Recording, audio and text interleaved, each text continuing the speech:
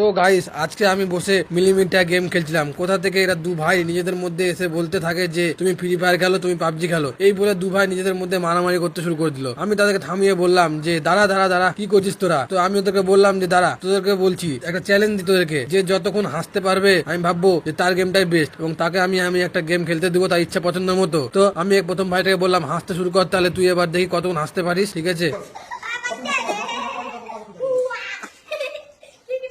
তো হাসির যুদ্ধ শুরু, দুই ভাইয়ের মধ্যে কে হবে হাসির কিং, না থেমে হাসতে পারবে কতক্ষণ। দুই ভাইয়ের মধ্যে আজকে কে মেগা চ্যালেঞ্জটা জিততে পারবে, আজ দেখা যাবে আসল হাসির ছোট বেবি বসটা কে। একবার শুরু হলে আর থামা নেই, দুই ভাই লাফটার চ্যালেঞ্জ। প্রথম ভাইটা তো মোটে 44 সেকেন্ডের মধ্যে খতম করেছিল, কিন্তু এই ভাইটা কিন্তু 1 সেকেন্ড বেশি করাতে এই ভাইটা জিতে যায়।